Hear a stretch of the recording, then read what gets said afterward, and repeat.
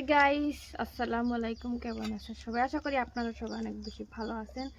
এই যে এখনো দুপুর হয় নাই, তার আগে এই যে একটু কাজ করতেছি, বুঝছেন। একটু কাজও করতে হয় মাঝে মাঝে, বাসায় থাকলে কাজ না করলে দেখবেন মনটা ভালো লাগে না। সো আজকে এই যে মাছগুলো আমি ভাজি করব, যার জন্য ভাবলাম যে আপনাদের সাথে ছোট্ট একটা ভ্লগ শেয়ার করি, মিনি ভ্লগ বলতে পারেন। এগুলা কি কি মাছ, কে চিনতে পারবেন অবশ্যই কমেন্টে জানাবেন। আমি কিন্তু জানি না এই মাছগুলোর নাম কি।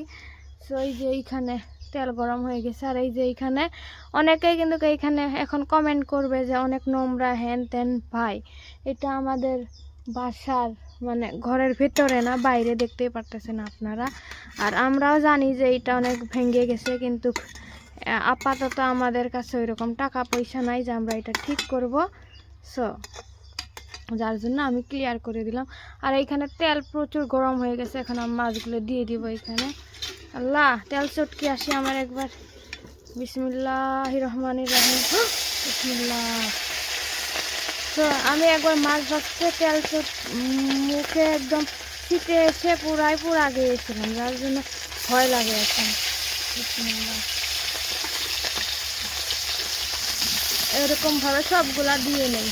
যে এইখানে কয়েক পিস ভাজতেছি, মাছের লেজ আর মাঝের অংশ, আর এইখানে মাথা কয়েকটা রেখে দিচ্ছি। আর এই যে ক্যামেরা খোলা ফোনের ক্যামেরাটা খোলা হয়েছে, খুলে পড়ছে মেবি, দেখছেন।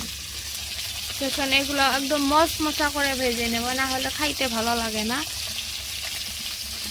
উল্টায় দিতেছি। আর এই কাজটুকু, এইটুকু কাজ, মাছ ভাজা কাজটা কিন্তু খুব সাবধানে করতে হয়, না হলে পুরাই তেল ছিটে এসে যেইখানে তেল ভরে এইখানে মানে প্রচুর জ্বলে।